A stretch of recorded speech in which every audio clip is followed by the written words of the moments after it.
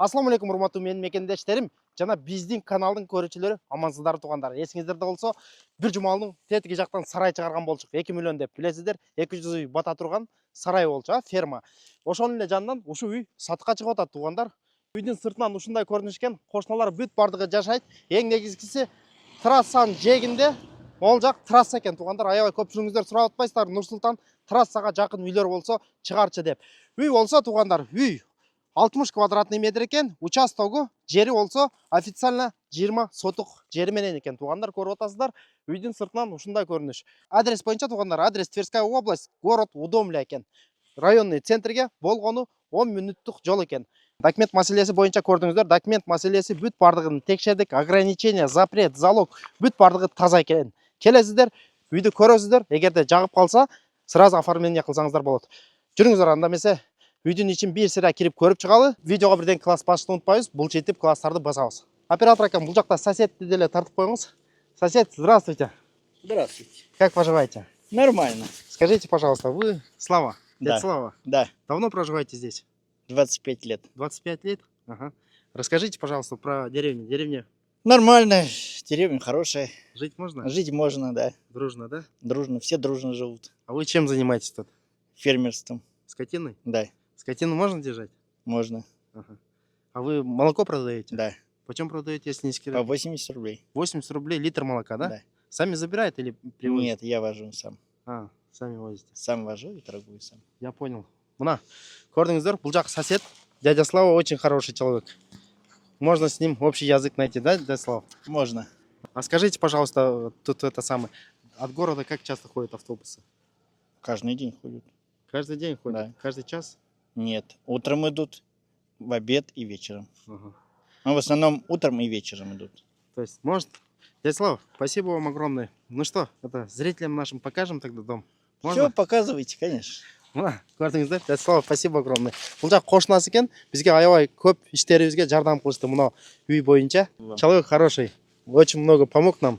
Спасибо. Жүріңіздер, анда месе үйден ичин бир сыра кирип көрүп чыгалы. Үйдүн сыртынан ушундай көрүнүш. Жүріңіздер, анда месе үйдү көргөзөлү. Айнектер бүт пластиктик айнектен экен, көрүп атасыздар. Үй дагы бир жолу кайталап кетебиз, 60 квадратный метр. Нар жакта жери 20 сотук жери. Бул жакта сарай бар экен, көрүп атасыздар. Үйдүн капталынан ушундай көрүнүш экен. Жүрүңүздөр, анда месе үйдүн ичин көргөзөлү, анан чыгып сарайын көргөзөбүз, гаражын көргөзөбүз, бүт бардыгын көргөзүп чыгабыз. Кана бисмилла деп киреличи. Киргенде ушундай болгон тепкич экен, көрүп атасыздар. Тепкичтен көтөрүлөт экенбиз. Тепкичтен көтөрүлгөнүбүздө бул жакта узун холл экен, прихожка, көрдүңүздөр. Бул жактан жата турган бөлмөлөргө кирип кетет экенбиз. Кана бул жакта биринчи бөлмөсү экен, нар жакта экинчи бөлмөсү. Кана ушул жактан баштай берели. Бисмилла деп киргенде бул жакта болсо основной зал экен, көрүп атасыздар. Бул жакта диван, кроваткалары бүт бардыгы бар экен, креслолору. Мол жакта стол, стул бүт бардыгын калтырып таштап кетти. Эч нерсе алып кетпеди. Караштырып көрөсүздөр туугандар. Эгерде керек эмес болсо таштап салсаңыздар болот. Айнектер, бүт бардыгы пластик айнектен экен. Бүт бардыгы иштейт, ачылат экен. Бул жак болсо биринчи бөлмөсү болуп калды. Нар жакта болсо кухнясы экен. Кухнясын деле көргөзөтөлү. Оператор акам. Бул жак кухнясы. Көрдүңүздөр, идиш аяк бүт бардыгы калды. Кыскасы караштырып көрөсүздөр. Таштай турган болсо таштап саласыздар. Стол, стул. Бул жакта так печка, могул жакта отоплениясы. Көрдүңүздөр, ушу печкени жакканда бүт үй жылыйт экен. Жанагындай русский печка экен туугандар. Көрдүңүздөр. Дальше көргөзө беребиз. Нар жакта болсо дагы бир бөлмөсү бар экен. Ал жагын көргөзөлү. Эми бир сыра аяк биягыны бир аз ремонт кылып койсо, соп-сонун үй болуп калат экен туугандар. Обойлорну канча-мынча жерлерин алмаштыра турган жерлери бар экен. Обойлорду алмаштырып койсом, мына обойлорду соп-сонун үй болуп калат. Бул экинчи бөлмөсү болуп калды. Көрдүңүздөр, бул жакта деле айнектер пластиковый айнек. Бул жакта болсо бир кроваткасы бар экен. Көрпө төшөк, эми караштырып көрөсүздөр. Таштай турган болсо таштап саласыздар. Көрдүңүздөр, ушундай болгон экинчи бөлмөсү болуп калды. Жүрүңүздөр, дальше огородун көргөзөлү, сарайын көргөзөлү, гаражын көргөзүп чыгалы. Мына көрүп чыктыңыздар, үйдүн ичин бир сыра көргөзүп чыктык. Үйдүн сыртына оператор акам көргөзүп койдуңуз. Үйдүн сырты бул жакта болсо отун канасы экен. Көрүп атасыздар, ушундай болгон отун канасы. Нар жакта огород, могул жагы 20 сотук официально, документально 20 сотук жери ушул жакта экен. Көрүп атасыздар, эми көптөн бери адам иштетпей, бул жак чөптөр өсүп кеткен. Бирок чернозем жері, мына көріңіздер, топырақ чернозем. Егін тегін қылам десеңіздер деле, картошка не ексеңіздер деле өте соның болады екен. Бұл жақта сарай, сарайын көргөзіп қойыңыз оператор акам. Бұл жақта сарай, сарайға где-то 10 үй батқыдай туғандар. Нар жақтан ашып көргөзіп өткенбіз оператор акам. Бұл жағын деле көргөзіп қойды. Ол жақта ешігі.